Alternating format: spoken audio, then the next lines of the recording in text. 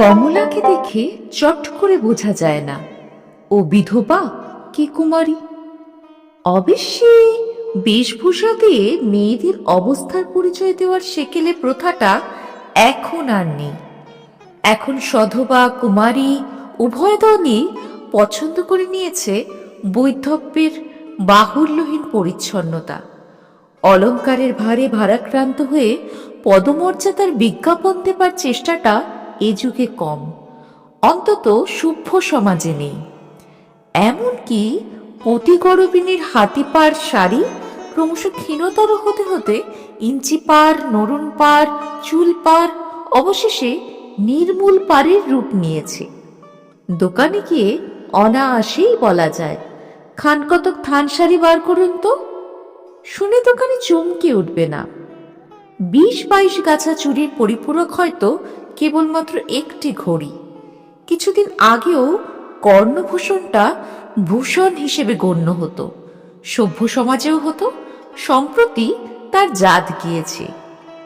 লোহা সিঁদুরের কথাটা হাস্যকর, ও বস্তু দুটো শুধু ত্যাগ করেই ক্ষান্ত হয়নি মেয়েরা, জোর আন্দোলন চালাচ্ছে ওই বর্বর প্রথার চিহ্ন দুটোই বিরুদ্ধে। কেন মেয়েরা অকারণেই দুঃসহ লৌহভার বহন করবে, আর কেনই বা অনর্থক খানিকটা রং লাগাবে মাথায়? গালে, মুখে, চোখে, নখে যে রং মাখা হয় তার তো তবু মানে আছে। তবু এত করেও সম্পূর্ণ ধোঁকা দেওয়া যায় কি? পরিচ্ছদটাই তো সব নয়। কুমারী তরুণীর নয়ন কোণে অজানিত সম্ভাবনার যে বিদ্যুৎ দীপ্তি কারণে অকারণে ঝলসে ওঠে, বিবাহিতা নারীর আখি প্রান্তের সৌভাগ্য গর্বিত স্থির শিখার সঙ্গে তার প্রভেদ ঢের। আর বিধবা যুবতীর, তার দৃষ্টি শ্রেণী নিরূপণ করা শক্ত। সে দৃষ্টিতে বহু কৃত্রিম বর্ণচ্ছায়া। সে দৃষ্টি কখনো সমবেদনার আশায় ছলছলিয়ে ওঠে, কখনো আবার সহানুভূতির আশঙ্কায় কঠিন হয়ে থাকে। সে দৃষ্টি আপন ভাগ্য দেবতাকে কখনো অভিযোগ জানায়, কখনো ধিক্কার দেয়, কখনো বা ব্যঙ্গ করে, কখনো আবার দুঃসহ স্পর্ধায় অগ্রাহ্য করতে চায়। বিমলার মুখে চোখে সেই বহু বর্ণের আভাস। তাই ও যখন টান টান করে চুল জড়িয়ে সরুপার শাড়িখানা পরে সরু একগাছা চুরি পরা হাত নেড়ে কঠিন মুখে একটানা সংসারের কাজ করে যায়, তখন ওকে দেখলে বিধবা ছাড়া আর কিছুই মনে করা যায় না। যেন অনেক পথ পার হয়ে অনেক অভিজ্ঞতা সঞ্চয় করে এসেছে। মুখের রেখায় রেখায় সে পথশ্রমের ক্লান্তি, সেই অভিজ্ঞতার গাম্ভীর্য। কিন্তু সবসময় কি ওই এক ভাব বিমলার বদল হয় না? দোতলার ভাড়াটেতে ছেলে যখন সিঁড়ি দিয়ে ওঠানামা করে, বাড়িওয়ালার ভাইটা যখন বাড়ির ভাড়া আদায় করতে আসে, মাঝে মাঝে আসে দূর সম্পর্কের কোনো সমবয়সী আত্মীয়, কাকিমার বোনপো কি ভাইপোরা। হ্যাঁ, ওই রকম কেউ এলেই চোখ মুখের চেহারাটা হঠাৎ বদলে যায় বিমলার। চুলের ভঙ্গি শিথিল হয়ে আসে, শাড়ি পরার ধরনটা মার্জিত চেহারা নেয়, চোখের কোণে জ্বলে ওঠে সেই অজ্ঞাত সম্ভাবনার বিদ্যুৎ শিখা। যে ঘরে অতিথিরা আসন গ্রহণ করে, বারবার সেই ঘরের সামনে দিয়ে আনাগোনা করতে থাকে বিমলা দ্রুত ব্যস্ত ভঙ্গিতে। হয়তোবা হঠাৎ কি যেন দরকার পড়ে যায় ওই ঘরে। কেন কে জানে, চায়ের কি চিনির কৌটা ভাড়ার ঘর থেকে উধাও হয়ে যায়। হয়তোবা ঠিক সেই মুহূর্তেই দেশটায়ের শেষ কাঠিটি নিঃশেষ হয়ে গেছে, তাই কাকার জামার পকেট হাতড়ে দেশলাই খুঁজে বার করতে হয়। কাকিমা সুবর্ণলতা দাঁতে দাঁত পিষে অস্ফুট মন্তব্য করে, নয়তোবা নিজের ভাইপো বোনপো জাতীয় কেউ হলে তার কাছে তিক্ত স্বরে হিসেব দাখিল করে। দেখছিস তো, ওই দেখ, মা রক্ষে কালী বলি কি সাথে, ভেবে দেখ ওইটি আমাদের গলায়, বিয়ে আর হয়েছে ওর, চিরকাল আমাদের হাড় মাস পুড়িয়ে খাবে, এই আর কি। নিরপেক্ষ কেউ থাকলে দুই বাত হয়তো বলে, কিন্তু খাটতে পারে খুব বোধ হয়, সব কাজকর্মই তো। কথা অবশ্যই শেষ করতে পারে না সে, সুবর্ণলতার সতেজ প্রতিবাদে। পরবর্তী বাকি সময়টুকু মুখর হয়ে ওঠে বিমলার প্রসঙ্গে। বিমলা যে কত শয়তান, কত বজ্জাত, কত সাংঘাতিক, তার উদাহরণ দিতে দিতে সময়ের জ্ঞান থাকে না সুবর্ণলতার। বিমলার কানে যে তার ছিটে ফোটা না যায় তা নয়, খুব বেশি গলা খাটো করে না সুবর্ণলতা। কেনই বা করবে? বিমলার ভয়ে? কেন? বিমলা তাকে ফাঁসি দেবে? ফাঁসি দেবার ক্ষমতা না থাক, তবে এসব অপমানের শোধ নিতেও ছাড়ে না বিমলা। শোধ নেয়, অহিংস প্রতিশোধ। হয়তো হঠাৎ অফিসের বেলায় অসমাপ্ত রান্না ফেলে কুটনোবাটা ছড়িয়ে রেখে ভীষণ পেট ব্যথায় অস্থির হয়ে একেবারে বিছানা নিতে হয় বিমলাকে। হয়তো সন্ধ্যার মুখে উনুনে আগুন ধরিয়ে দিয়েই নিজের মাথাতেই আগুন ধরার প্রমাণ দেখাতে ঘটি ঘটি জল মাথায় থাবড়ে মাদুর হাতে করে চলে যেতে হয় ওদিকের রোয়াকে বিশ্রামের প্রয়োজনে। কাকের ছেলে মেয়ে দুটো কাছে পেটে থাকলে তাদের মেরে হাড় গুঁড়ো করবার ভয় দেখিয়ে তাড়াতে হয় এত যন্ত্রণা। হয়তোবা বাসন মাজার ঠিকে ঝিটা কামাই করেছে দেখলেই কম্প দিয়ে জ্বর আসে বিমলার। বৈশাখ জ্যৈষ্ঠের দিনে কম্বল মুড়ি দিয়ে পড়ে 5 দিন 7 দিন ধরে চলে এই অহিংস সংগ্রাম।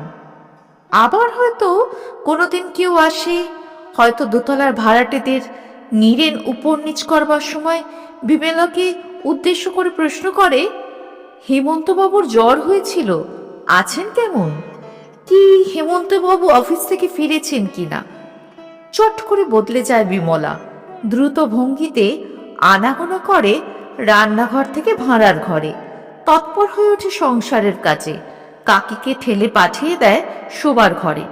সবটাই খামখেয়াল, মধ্যবিত্ত পরিবার।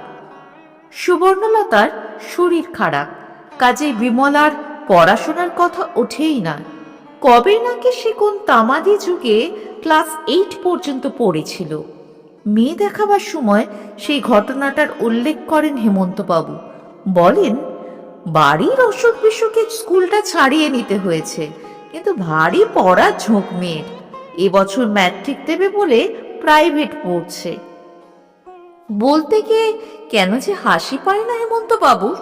তবু এই সুযোগে মাঝে মাঝে মনে পড়ে যায়, কোনো এক সময় বিমলা বই হাতে হাতে করে বেনি দুলিয়ে স্কুলে যেত, ছুটোছুটি করত স্কুলের মাঠে, গাছে বাঁধা দোলনায় চড়ত, দড়ি লাফ খেলত, আর বাড়িতে এসে পরম আনন্দে একগোছা রুটি শুধু গুড় দিয়ে খেয়ে যেত পাড়া বেড়াতে।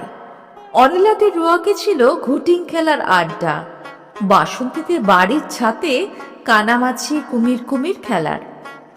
অনিলাদের আড্ডায় যোগ দিলে খুব বেশিক্ষণ খেলা হতো না। সন্ধে না হতেই অনিলা খেলা ছেড়ে বাড়ির মধ্যে ঢুকে যেত মাস্টারের কাছে পড়তে, আর বাইরে থেকে জানলার গড়াত ধরে দাঁড়িয়ে অপলক নেত্রে বিমলা সেই পড়ার দৃশ্য দেখত।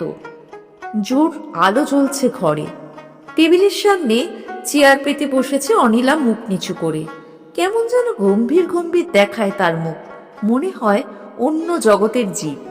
তবে যেদিন পড়ার ভুল হতো, বাঘা মাস্টার মশাই হুঙ্কার দিয়ে ধমক দিতেন, চোখ ছলছল করে আসতো অনিলার। বিমলার সেদিন ভারী মজা লাগত। বাসন্তীতে বাড়ির ছাতে গিয়ে জুটলে সন্ধে হতেই টেনে নামাতেন বাসন্তীর মা নিজের মেয়েকে আর পাড়ার মেয়েদের। সবাই হুড়মুড় করে নেমেই ছুট দিত বাড়ির দিকে। শুধু বিমলাই ওদের বাড়ি থেকে নড়তে চাইতো না, অথচ কথা নেই মুখে। বাসন্তীর মা একরকম ঠেলেই তাড়াতেন, বলতেন, যাও খুকি বাড়ি যাও, তোমার কাকা আবার খুঁজতে আসবেন, বকুনি খাবে বাড়িতে। সেরকম ঘটনাও যে ঘটেনি তা নয়, বকুনিটা ভদ্রভাবে বলা।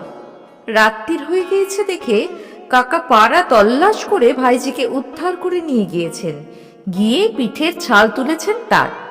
একধার থেকে মেরেছেন আর মৃত ভ্রাতা আর ভাতৃবধূকে উদ্দেশ্য করে প্রশ্ন করেছেন কি শত্রুতা ছিল তাদের হেমন্তের সঙ্গে। তাই এসব এখন তামাদি কথা, এখন পাত্রপক্ষের কাছে কমিয়ে কমিয়েও বয়সটাকে আর 22-এর নিচে নামানো যায় না বিমলার। গলার কাটা উদ্ধার করতে গিয়ে বিয়ের চেষ্টা করেন বই কি হেমন্তবাবু, প্রায়ই করেন, কিন্তু বিমলাহীন সংসারে সুবর্ণলতার চেহারাটা কল্পনা করে চেষ্টাটা কেমন স্তিমিত হয়ে আসে। আর সত্যি উৎসাহে তোড়জোড় হবেই বা কোথা থেকে? যারা মেয়ে দেখে যায় তারা খুব জোর বাড়ি গিয়ে খবর দেবার আশ্বাস দিয়ে যায় বা কোষ্ঠীটা পাঠিয়ে দেবার নির্দেশ দিয়ে যায়, এর বেশি তো নয়। কি করবেন হেমন্তবাবু, হাত দিয়ে তো ঠেলে এগোবার নয়। অনিলার বিয়ে হয়ে গেছে কোন যুগে, 3-4টি ছেলে মেয়ে তার, বড়টি তো স্কুলে যাচ্ছে। বাসন্তীও এই দ্বিতীয়বার ছেলে পিলে হতে এসেছে মায়ের কাছে। ওদের সঙ্গে দেখা করবার ইচ্ছে খুব করে বিমলার, ভালোবেসে নয়, কৌতূহলের বশে। ছেলেবেলায় যেমন জানলার বাইরে থেকে গড়াতি ধরে দাঁড়িয়ে দেখতো, তেমনই দেখা। সত্যিকার অন্য জগতে জীব হয়ে গেছে যে সহপাঠিনীরা তাদের জীবনের দিকে। কিন্তু ইচ্ছে হলে কি হবে, সুবর্ণতার ধিক্কারে যাওয়া হয় না। যেতে চাইলেই গলায় দড়ি দেবার পরামর্শ দেন তিনি বিমলাকে। তা খুব অসঙ্গত কথাও তিনি বলেন না। দোতলার ভাড়াটেতে যে মেয়েটাকে ছেলেবেলায় কোলে পিঠে করেছে বিমলা, সেই ফুলিরও এই সেদিন বিয়ে হয়ে গেল। ঘটা করেই হতো, কিন্তু বিয়েতে আজকাল ঘটা হয় না। তাই অবশ্যই ঘটা না হোক, লেখাটা তো ঠিকই আছে। বিনি খরচের আচার অনুষ্ঠানগুলো এখনো এরকম বজায় আছে। তা সেই সব অনুষ্ঠানে বিমলা কি বলে হাসি মুখে যোগ দেয়? সাধে কি আর বিমলাকে গলায় দড়ি দেবার পরামর্শ দেয় সুবর্ণলতা? কিন্তু বিয়েটা ঘটা না হোক, জামাই নেমন্তন্নের ঘটা আটকায় কে? এখনো তো ও রীতিটার ওপর আইন জারি হয়নি। পরপর বারবার জামাইকে নেমন্তন্ন করে পারুলবালা যেন দেখিয়ে দেয় কত বড় রন্ধন শিল্পী সে। মধ্যবিত্ত সংসারে ভালো রান্না বান্নার ব্যাপার আজকাল উঠেই গেছে একরকম। ফুলির মার জামাই নিমন্ত্রণের দিন হলেই পূর্ব পরিচিত সব মশলার সুগন্ধ বাতাসে ভেসে এসে উতলা করে দিয়ে যায় হেমন্তবাবুকে। সেদিন তিনি অজস্র খুঁত খুঁজে পান বিমলার রান্নায়, ছিচিকার করেন বিমলাকে।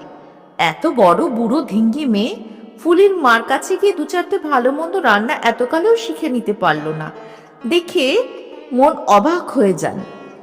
বেশি কথা কয় না বিমলা, শুধু বলে, শান্তভাবেই বলে, কাল না হয় শেরটার মাংস আর কিছু ঘি মশলা আদা পেঁয়াজ কিনে রেখেছেও কাকা, দেখি যদি ওপরের বৌদিকে ডেকে। হেমন্তবাবু খিঁচিয়ে ওঠেন, আর কিছু নয়, একেবারে মাংস। সেই যে বলে না, কলাপাতে নাই গোতে গ্রন্থ লেখা স্বাদ, এ তাই। আমি 10 টাকা খরচ করে মাংস এনে দিই, আর তুমি আমার জন্য পিণ্ডি সিদ্ধ করে রাখো। বলি, ভাত সিদ্ধ করতে শিখেছিস? এ কি হয়েছে কি, এ ভাতের পিণ্ডি তুলে রাখ বিমলি, আমি মরে গেলে ছেড়াদ্দর কাজে লাগবে। বিমলা এত বড় কটূক্তিতেও দমে না, কিন্তু নিতান্ত সহজভাবে বলে, এবারে রেশনে ওই রকম চালই যে দিয়েছে কাকা, হয়তো পিণ্ডি দেবার সময় মিহি দাঁতখানি ছাড়া জুটবে না, যেমন সেমন উল্টো পাল্টা ব্যবস্থা। আর কথা বাড়াবার সময় নেই, তাড়াতাড়ি কাজ সেরে নিতে হবে বিমলাকে। অন্যদিন হলে হয়তো আর কিছু কথার আমদানি হতো, কিন্তু আজ আর দাঁড়ায় না। আজ তারা আছে। বরের ঘরে যাবার ঠিক পূর্ব মুহূর্তে কেমন দেখতে লাগে ফুলিকে, তা দেখবার জন্য বিকেল থেকে উচাটন হয়ে আছে সে। ওদিকে ফুলির মা পারুলবালা মেয়েকে তাড়া লাগায়, যা যা চট করে শুয়ে পড়গে দেখি, এক্ষুনি বিমলি এসে হাজির হবে, আর সেই সাত সেতরও কথা বলবে, শুনলে গায়ে বিষ ছড়ায়, কোন লজ্জায় সে আসে। ওই ওই হলো তো, আসছেন নাচতে নাচতে। মেয়েকে একরকম ঠেলেই ঘরে ঢুকিয়ে দেয় পারুল, প্রায় বিমলার সামনেই। বিমলা হাঁপাতে হাঁপাতে এসে বসে পড়ে বলে, ওমা, শুয়ে পড়লো বুঝি? মেয়েকে কেমন সাজিয়ে গুজিয়ে দিলে একবার দেখতাম। পারুল নিরস্বরে বলে, এখনকার মেয়েদের আবার সাজিয়ে দেওয়া। কুতকুতে চোখ দুটো হাসিতে কুঁচকে বিমলা বলে, নিজেই সাজলো বুঝি? নতুন করে আবার সাজবার কি আছে? পারুল যেন উত্তরটা ছুঁড়ে মারে। সেজেই তো থাকে 24 ঘন্টা। ঢাকায় শান্তিপুরি ছাড়া আর কিছু পরে না? এসেন্স, সাবান, স্নো পাউডারের কমতি আছে কোনোদিন? ফুলি তো তাই বলে। বিমলা পেশি যে কি কিম্ভূত কিমাকার হয়ে থাকে। সত্যি, এখনকার মেয়েরা তো থাকে না এরকম। এখনকার মেয়েরা হয়তো থাকে না, কিন্তু বিমলা কি এখনকার? কে জানে কখনকার সে? নিজেরই কি কোনো বোধ আছে তার? আর থাকলেই বা কি? ঢাকায় শান্তিপুরে জোগাচ্ছে কে? আজে বাজে এটা সেটা গল্প করতেই থাকি বিমলা, উঠতেই চায় না।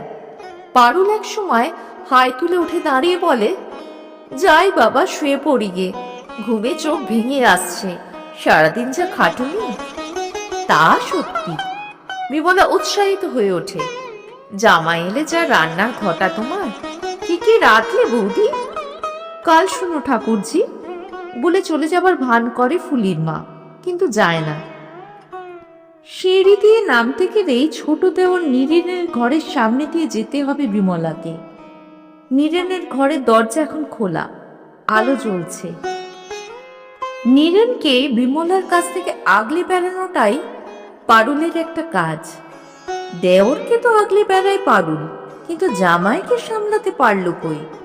অন্তত সেই অভিযোগই তো করে বিমলা। ভোরবেলা বাড়ির কারোর যখন ঘুম ভাঙেনি, বিমলা একা একা উঠে গিয়েছিল 3তলার ছাদে একটু হাওয়া খাওয়ার আশায়। ঠিক সেই সময় নাকি তাক বুঝে জামাইবাবুরও হাওয়া খাওয়ার শখ হয়েছে। বুঝো এখন। বিমলা জিভ কেটে চুপি চুপি বলে, লজ্জায় মরে গেলাম বৌদি, ভোরের গরমের জ্বালায় একটু এলোমেলো হয়েই গেছি। হঠাৎ পায়ের শব্দ শুনে দেখি ফুলির বর। উঠি তো পড়ি করে নেবে এসেছি। কি ঘেন্না মাগো! পারুল গম্ভীর ভাবে বলে, ওসব কিরকম কথাবার্তা তোমার বিমলা? ওদের তো এখনো দরজাই খোলেনি। আবার খিল দিয়েছে। বিমলা মুচকি হাসে। আমায় ছুটে পালাতে দেখে অপ্রস্তুত হয়ে গেছে তো। আরো গম্ভীর হয়ে পারুল বলে, তা ছাতে যদি গিয়েই থাকে তো জেনে তো যায়নি তুমি আছো? আর তাও যদি যায়, এত লজ্জা ঘেন্নারই বা কি আছে বিমলা? সময়ে বিয়ে হলে ফুলির মতো একটা মেয়ে তো তোমার নিজেরই হতে পারত, শঙ্করের মতো জামাইও হতো। এটা অবশ্য একটু অত্যুক্তই করে ফুলির মা। ফুলির চেয়ে বিমলা 8-9 বছরের বেশি বড় নয়, কিন্তু বিমলার মুখের ওপর শুনিয়ে দিতে এর চেয়ে তীব্র ও তীক্ষ্ণ কটূক্তি আর কি হতে পারত? বিমলা অন্ধকার মুখে উত্তর দেয়, কি হলে কি হতো সে হিসেব তো হচ্ছে না বৌদি। শঙ্করের চাল চলনগুলো তেমন ভালো নয়, তাই বলছি। রাগে দিশেহারা হয়ে যায় পারু, কিন্তু চেঁচাতে তো পারে না, সামনের ঘরে জামাই। তাই চাপা গলায় বলে, শঙ্কর এলে? শুধু শঙ্কর এলেই বা কেন? এমনকি দোতলা তেতলায় তুমি আর উঠো না বিমলা। অত রূপের ডালি নিয়ে 5 জনের সামনে না বেরোনোই ভালো। মুনিরই মন টলে যায় তো সামান্য মানুষ। আর কি করবে ফুলির মা? চাবুক মারার চেয়ে বেশিই তো করেছে। না করবে বা কেন? বিমলার আস্পর্ধা যে আকাশ ছাড়িয়ে উঠেছে। বিমলা নেমে গেলে রাগে ফুলে ডবল হয়ে বিমলার এই অসম সাহসিক ধৃষ্টতার কথা ব্যাখ্যান করে পারুল বরের কাছে, দেওরের কাছে। বলে, ওর নিজের ননদ যদি হতো বিমলা তো জ্যান্ত পুঁতত তাকে। দেওরের কাছেই বেশি বলে। বড় গম্ভীর মানুষ নীরেন, কথা কয়ে মোটে সুখ নেই, কিন্তু অদ্ভুত একটা সর্বনেশে কথা নীরেন বলে। বলে, হ্যাঁ, ভোরের থেকে শঙ্করকে নাকি 3তলার ছাদে উঠতে দেখেছে সে। পারুল ক্রুদ্ধ স্বরে বলে, তার মানে ঠাকুরপো? মানে খুবই প্রাঞ্জল। ভদ্র সন্তানের হয়তো ফ্যানের তলায় ঘুমানো অভ্যেস, আমাদের পিঁচড়ে পলে ঢুকে প্রাণ হাঁপিয়ে উঠেছিল। তাহলে ওই রাক্ষসী জেনে শুনে পারে গিয়েছিল? একেবারে নিশ্চিন্ত রায় দেয় পারুল। তা হতে পারে, নীরেন হাসে। তবে ঈশ্বরকে ধন্যবাদ দাও যে রাক্ষসী তোমার বেয়ায়ের ছেলেটিকে খেয়ে ফেলেনি। রাগে গঙ্গম করে চলে যায় পারুল। দেওরের উপরও চটে গিয়েছে সে।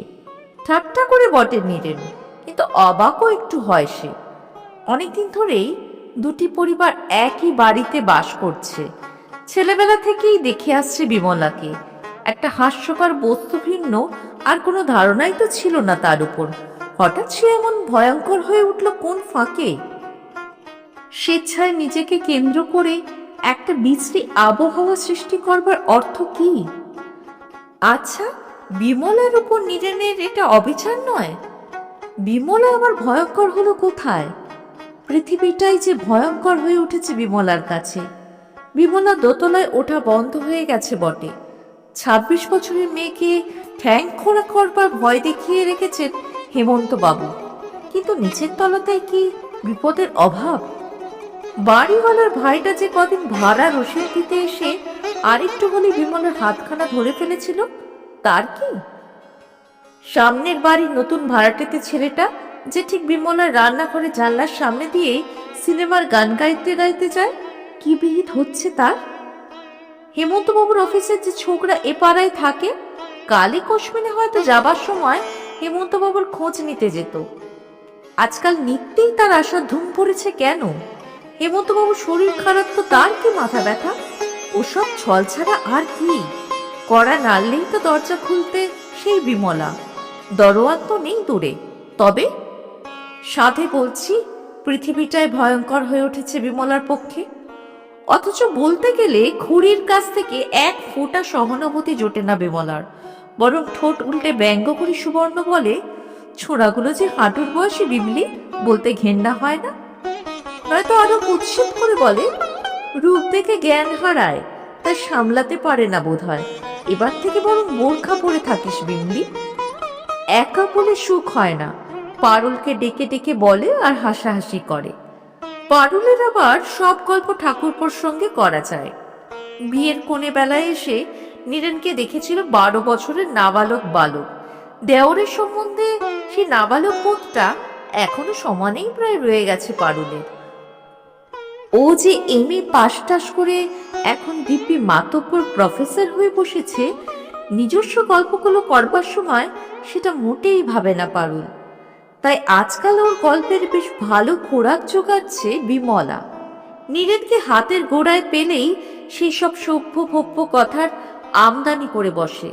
বলে, শুনছ ঠাকুরপো, আমাদের পরীর আজকের কাহিনী? কে নাকি জানলা দিয়ে ওকে চিঠি ছুঁড়ে দিয়ে গেছে। রাজ্যে শুদ্ধ লোকের এমন মরণ দশাও ধরেছে গো। বাবা, বানিয়ে এত বলতে পারে। নীরনও অবশ্য একাধ সময় সে হাসে না তা নয়, হেসে বলে, চিঠিটা বোধহয় নিজের হাতেই লিখে দেখিয়েছে। ঘোড়ার ডিম, মাথা নেই তার মাথা ব্যথা। চিঠি কোথায়? জেরা করতে বললো, রাগ করে নাকি উনুনে ফেলে দিয়েছে। বোঝো এখন। সত্যি এসবে তো বুদ্ধি বেশ খোলে, মাথায় আসেও তো উত্তরগুলো। আবার হয়তো কোনোদিন আরো কারুর আরো বেশি বেশি বেআইনি ব্যবহারের নালিশ ওঠে বিমলার দিক থেকে। পারুল তার বিশদ ব্যাখ্যা করতে বসে, হেসে কোটি কোটি হয়ে বিমলার রচনা শক্তির তারিফ করে। সবসময়ই যে উত্তরের প্রত্যাশা করে তা নয়, বলেই আমোদ। নীরেন এক একবার তাড়া দেয়, বলে, হঠাৎ বিমলা তোমার ধ্যান জ্ঞান হয়ে উঠলো কেন বলো তো? ওর কথা ছাড়া আর কথা নেই? এবার ক্ষমা দাও, বিমলা সম্বন্ধে তুমি যত ইন্টারেস্টেড আমি ঠিক তা নয়। সত্যি পরচর্চায় কি পরম সুখ তোমাদের। কদাচিৎ বা হাসে, বলে, এ তোমার অন্যায় বৌদি।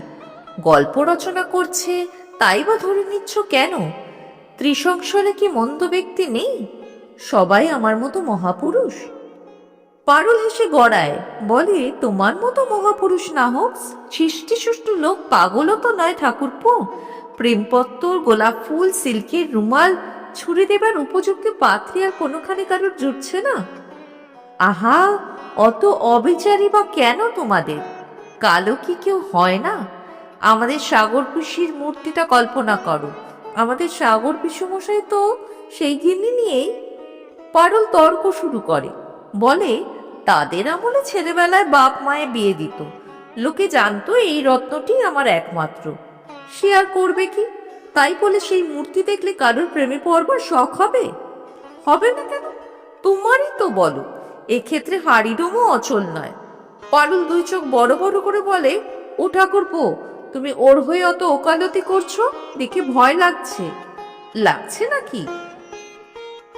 তা কে জানে বাবা, হাড়ি ডোমের উদাহরণ দেখাচ্ছ বলে আর হেসে গড়িয়ে পড়ে পাউরুল। কালো কুৎসিত বোকা শয়তান যাই হোক, বিমলাকে নিয়ে কেউ যখন মাথা ঘামাতো না, শয়তানের এক নতুন পদ্ধতি আবিষ্কার করে বিমলায় অপরের মাথার টনক নড়িয়েছে। পারুল আর সুবর্ণ বিমলার স্বজাতি বলেই বোধ হয় নিষ্করুণ চিত্তে শুধু সমালোচনা করেই মজা দেখে। পুরুষের স্বাভাবিক মমত্ববোধে নীরেন একটু অস্বস্তি পায়, মনে মনে চটে যায় হেমন্ত বাবুর উপর। কানাখোড়া বাদ দিয়ে যা হোক একটা সাপ ব্যাং ধরে মা বাপ মরা ভাইজিটার সদ্গতি করে ফেললেই তো পারেন ভদ্রলোক। কিন্তু আশ্চর্য, এই অদ্ভুত কুৎসিত বটতলার উপন্যাস রচনা করবার শখ কেন বিমলার? কি লাভ? কারণটাই বা কি? ওর এই প্রায় যৌবনোত্তীর্ণ জীবনে কেউ কখনো ওকে নারীত্বের স্বীকৃতি দিল না বলেই কি সেই খবরটা সম্বন্ধে অপরকে সচেতন করে তোলবার এই বিকৃত সর্পিল পন্থা আবিষ্কার করছে বিমলা? পুরুষ যাত্রা যে ওর সম্বন্ধেও মোহমুক্ত নয়, এই প্রমাণ দেখবার জন্যই কি তার চেষ্টার আর অন্ত নেই? কে জানে, কুরূপা নারীর হৃদয় রহস্য বিশ্লেষণ করবার শখ আর সময় কার থাকে? অতএব বিমলার চিন্তা বাতাসে উড়ে যায়। হলে হবে কি, তখনকার মতো যায়, আবার বিমলা ফিরিয়ে আনে তাকে। লোক যত উপহাস করে ততই আরো ভয়ঙ্কর ভয়ঙ্কর অঘটন ঘটতে থাকে বিমলার জীবনে। সে বৃত্তান্ত পড়ে বেড়াবে না সে?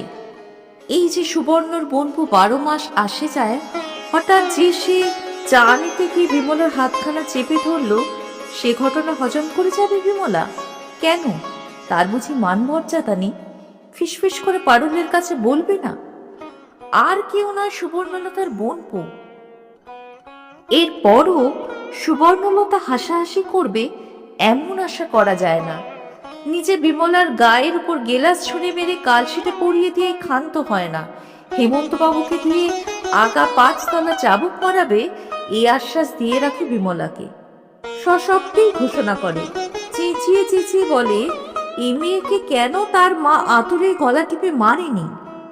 সুবর্ণলতার বোনপো, বিশ্ববিদ্যালয়ের উজ্জ্বল রত্ন, রূপের কান্তি ছেলে, বয়সে বিমলি লক্ষ্মী ছাড়ের চেয়ে 5 বছরের ছোট, তার নামে এত বড় অপবাদ! ও মেয়েকে কেটে কেটে নুন দিলেও রাগ সত্যিই যায় না। দুঃসাহসেরও তো একটা সীমা আছে। বিমলা দুঃসাহসী সীমা ছাড়িয়েছে বলেই তার উপর লাঞ্ছনাটাও সীমা ছাড়ায়। দোতলা তেতলা সব ছাপিয়ে বোধ করে আকাশে উঠে বিমলার লাঞ্ছনার বার্তা। তা উঠলেই বাকি, স্বয়ং ভগবানের কাছে পৌঁছলই কি এই হাড় হাবাতে হতচ্ছাড়া মেয়েটার উপর তার এক ফোঁটা সহানুভূতি জাগবে? দুর্ভাগার উপর সহানুভূতি আসে, দুর্বুদ্ধির উপর আসবে কেন? এইবার সত্যি উঠে পড়ে লেগে বিমলার বিয়ের চেষ্টা করেন হেমন্তবাবু। সুবর্ণলতা শাসিয়েছে, ও মেয়ে যদি একদিন ঘর ভেঙে পালায়, আমি কিন্তু তার দায়ী হব না বলে দিচ্ছি। ভালো চাও তো দূর করো। কয়েকদিন ধরে আবার অহিংস সংগ্রাম চলছে বিমলার, তাই এত বেশি হিংস্র হয়ে উঠেছে সুবর্ণলতা। অথচ সত্যি কি সব দোষ বিমলার? পুরুষের লুব্ধতার যে কাহিনী সে প্রকাশ করে বেড়ায়, সে সমস্তই কি মিথ্যা গল্প? তবে নিজের চোখে তার সপক্ষে প্রমাণ পেলেন কি করে হেমন্তবাবু? নিজের চোখকে তো অবিশ্বাস করতে পারেন না। প্রায় নিশোতে রাত্রে রান্নাঘরের সবকিছু কাজ মিটিয়ে পরদিনের কুটনোগুলো পর্যন্ত কুটে রেখে বিমলা যখন রান্নাঘরে শেকল লাগাচ্ছে, নীরের নিঃশব্দে দোতলা থেকে নেমে এসে পেছন থেকে ওর কাঁধের উপর একটা হাত রাখলো কেন? অস্ফুট একটা আর্তনাদ করে বিমলা মুখ ফিরেই স্তব্ধ হয়ে গেল। এই পর্যন্ত সমস্ত স্পষ্ট দেখতে পেলেন হেমন্তবাবু, কিন্তু ধৈর্য ধরে আর কিছু দেখতে পারলেন না। আজন্মের সংস্কারে বাঁধল, তাই হঠাৎ বোধহয় নিজের অজ্ঞাতসারেই নকল কাশির আওয়াজে নিজের উপস্থিতি ঘোষণা করে বসলেন। এই নির্বুদ্ধিতার জন্য সুবর্ণলতার কাছে যথেষ্ট মুখ নাড়া খেলেন ভদ্রলোক। আর একটু অপেক্ষা করে একেবারে হাতে নাতে ধরতে পারলেও তো একটা কাজ হতো। হয়তো নীরেনকে কাদায় ফেলে বিয়ের একটা সুরাহা করতে পারত। সাধু পুরুষ চিরকুমার থাকবে, এতই যদি সাধুতা, তো এসব কি? হেমন্তবাবু কিন্তু ভাবেন অন্য কথা। মানুষ জিনিসটা সত্যিই এমন গোলমেলে? নীরেনকে তো অনেকদিনই দেখছেন তিনি। সত্যিই যাকে হীরের টুকরো ছেলে বলে তাই। বয়সে ছোট হলেও তাকে যথেষ্ট সমীহ শ্রদ্ধা করেন হেমন্তবাবু। তার প্রকৃতির সঙ্গে এই ব্যবহারের সামঞ্জস্য কোথায়? আবার দেখো বিমলা, ওর প্রত্যেকটি কথা, প্রত্যেকটি অভিযোগই যে মিথ্যে করে বানানো, এ সম্বন্ধে কোনো সন্দেহ ছিল না, বরং তার নিজেরই রীতি প্রকৃতির প্রশংসনীয় নয়। অথচ হেমন্তবাবুর গলার আওয়াজ পেতে নীরেন যখন সিঁড়ি দিয়ে উঠে গেল, বিমলা সিঁড়ির সব নিচের ধাপটায় বসে পড়ে অমন নিঃশব্দে কাঁদতে লাগলো কেন? খুব বেশি মর্মাহত না হলে কি মানুষ এমন নিঃশব্দে কাঁদে? নীরেনের ব্যবহারে যে সে আচমকা খুব আঘাত পেয়েছে, তা তার মুখ দেখেই বুঝতে পেরেছিলেন হেমন্তবাবু। ঠিক মাথার উপরই লাইটটা জ্বলছিল, দেখার ভুল হয়নি। হিসেব মেলে না। বিচলিত চিত্তে তক্ষুনি গিয়ে সুবর্ণলতাকে না বলে ফেললে হয়তো পরে চেপেই যেতেন তিনি, কিন্তু আর তো চারা নেই। একবার সুবর্ণর কানে উঠলেই তো হয়ে গেল। নেহাত নাকি ঘটনাকালটা রাত্রির, তাই কথাটা পারুলের কানে যেতে ঘন্টা কতক দেরি হলো। এবারে রাগের পালা পারুলের। নীরেন তার বোনপোনা হলেও কম আঁতের জিনিস নয়। তাছাড়া দেওরকে সে সত্যিই মহাপুরুষের দরে দেখে। দেখছি তো ছোট থেকেই, চাঁদে কলঙ্ক আছে তো নীরেনের নেই। তাই মুখ অন্ধকার করে বলে, নিজের চোখে দেখলেও এ কথা বিশ্বাস করব না ভাই। আমার দেওরকে আমি জানি না? একদিকে সোনা আর একদিকে ঠাকুরপোকে ওজন করো, তুল্য মূল্য হবে। সুবর্ণ দুই ভুরু টেনে বলে, অত সোনা তো আমাদের গরিবের ঘরে নেই পারুল, তুলনা করবার সুবিধে কোথায়? তবে কথায় বলে মুনিনাঞ্চ মতিভ্রম, তো মানুষ কোন ছাড়। মতিভ্রম সৃষ্টি করবার কারণটাও যে উপযুক্ত হওয়া চায়, সেই কথাটাই শুধু উল্লেখ করেন পারুল। কিন্তু সুবর্ণ সে কথা গায়েও মাখে না। রূপের সঙ্গে সখ্যতা সূত্রে গাঁথা পরবর্তী শব্দটার সম্বন্ধে অবহিত করিয়ে দিয়ে বলে, আমার কথা ওড়াতে পারো, এনার কথা তো পারবে না, ইনি নিজে দেখেছেন। কথায় কথায় তর্ক, অবশেষে বচসা। সুবর্ণ মুখরা, পারুলও কথায় হারবার মেয়ে নয়, যথেচ্ছই বলে সে। এতদিনের বন্ধুত্ব ভারে আবদ্ধ দুটি নারী যেন কলহের নেশায় মাতাল হয়ে ওঠে। এ কথাও বলতে ছাড়ে না পারুল, বিয়ে তো ইচ্ছে করেই দিচ্ছে না সুবর্ণরা। বছরে দুখানা টেনা আর দৈনিক এক থালা ভাত দিয়ে তিনটে লোকের কাজ পাওয়া যাচ্ছে যখন। কিন্তু আশ্চর্য, বিমলা যেন একেবারে পুতুল হয়ে গেছে। এত কাণ্ড, এত কথা, ও একেবারে চুপ। পুরুষ জাতির দুর্বলতার এত বড় একটা জ্বলন্ত প্রমাণ হাতে পেয়েও সদ্ব্যবহার করে না তারা কেন? অন্তত এই কথা তো বলতে পারত, দেখো পুরুষ চিত্তে মোহ সঞ্চর করবার ক্ষমতা কোনো রূপসী তরুণীর চেয়ে বিমলার কিছু কম নয়। আর সে চিত্ত কি যেমন তেমন, বিমলার কাছে আকাশের চাঁদ। কিন্তু না, এত সুযোগ পেয়েও চুপ করে থাকে বিমলা। সারা পাওয়া দূরের কথা, দেখতেই পাওয়া যায় না তাকে। পারুল ঝগড়া করে করে ক্লান্ত হয়ে চুপচাপ শুয়েছিল নীরেনের বাড়ি ফেরার অপেক্ষায়। দাদার চেয়ে অনেক আগেই ফিরে সে। ফিরতেই পারুল বিদ্যুৎ বেগে উঠে একেবারে ঝটিকা আক্রমণের ভঙ্গিতে বলল, বলি ঠাকুরপো, তুমি নাকি কাল রাত দুপুরে অভিসারে গিয়েছিলে? রাগলে পারুলের মুখের আগল থাকে না নীরেন জানে, তাই কিছুমাত্র না চমকে মৃদু হেসে উত্তর দেয়, তাও ওটাই প্রকৃষ্ট সময়। কিন্তু সে খবরটি ইতিমধ্যে কর্ণগোচর হয়েছে তোমার। পারুল গালে হাত দিয়ে বলে, এমন গায়ে হাওয়া দিয়ে কথা বলছো মানে? ব্যাপারটা কি শুনে? নীরেন গায়ের জামাটা খুলে সামনের দড়িতে টাঙাতে টাঙাতে নির্বিকার ভঙ্গিতে বলে, আমি আর কতই বলতে পারবো। আমি যা জানি তার চেয়ে বেশিই শুনে ফেলেছ আশা করছি। পারুল চোখ পাকিয়ে বলে ওঠে, ঠাকুরপো রাগিও না বলছি, সোজা সুজি জবাব দা, কি হয়েছে কাল? সে তো নিজেই তুমি বলছো আগে। বলেছি বলে তাই বিশ্বাস করবো আমি? সবসময় ঠাট্টা ভালো লাগে না ঠাকুরপো। মন মেজাজ আজ মোটেই ভালো নেই আমার। হেমন্ত কিনে ডেকে নিয়ে গিয়ে না হোক কতকগুলো অপমান করলো। ভাজির উত্তেজিত ভঙ্গিতে ভারী যেন কৌতুক বোধ করে নীরেন। হেসে ফেলে বলে, বাহ, অপরাধ করলাম আমি আর অপমান করলো তোমাকে? কেন অপরাধ করলে তুমি? স্বীকার করছো নিজের মুখে? পারুল হতবাক হয়েও এটুকু উচ্চারণ করে। তা অস্বীকার করে লাভ কি?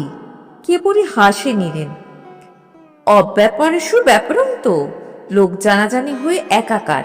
কে জানে বাবা, বুড়ো তখনও জেগে বসে আছে। এ আবার কোন ধরনের পরিহাস নীরেনের? পরিহাসেরও তো একটা সীমা সভ্যতা থাকা উচিত।